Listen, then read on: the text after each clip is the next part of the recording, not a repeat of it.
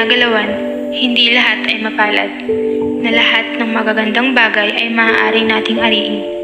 Nakakaranas tayo ng mga bagay na maaaring kumestyon sa ating mga paniniwala na madalas sa minsang pagkukumpara ay nadadala tayo nito sa lugar na malungkot, masalimuot at madilim.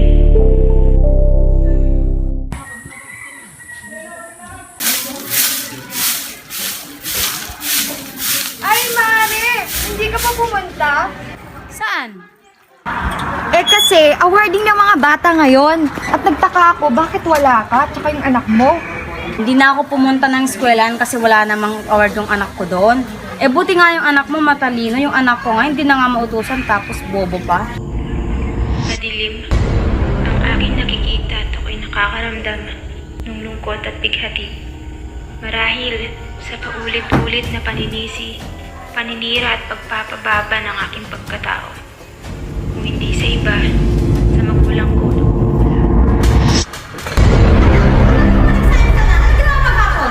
Ito, ako na nga naglaba, ako na naglinis, ako na naghugas. Isang malakas na sampal na ang aking pamilyang dumudurog sa akin ng paunti-unti. Gusto nang kumain.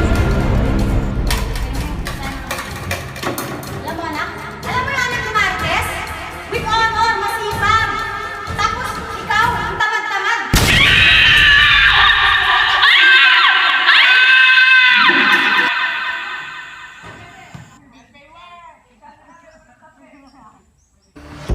Maging sa aking panaginip, ako'y hindi tinitigilan. Mga salitang naitatak sa aking isipan ang siyang papatay sa akin. Bobo!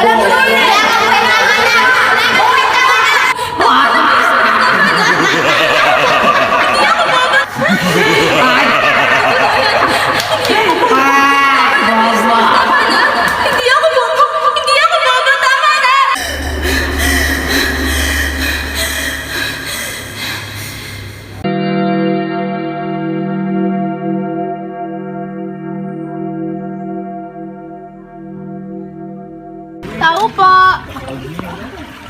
Tao po! Sino po sila? Ako po yung teacher ng anak niyo. Ay, ma'am, pasok ka, ma'am. Salamat po. Hindi naman po sa panghihimasok, no? Pero dati po kasi active student po yung anak niyo eh.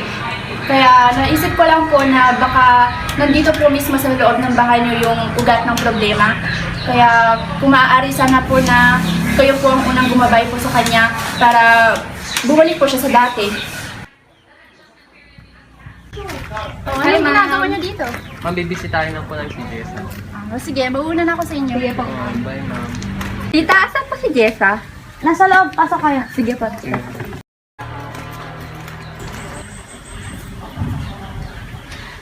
Jessa, may bisita ka.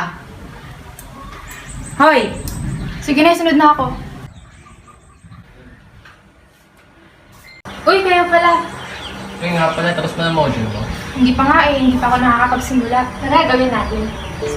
Isang bagay na napakahalaga patungo sa daan ko ay ang suporta ng mga tao nagmamahal at nagmamalasakit sa akin. Mga magulang at kaibigan.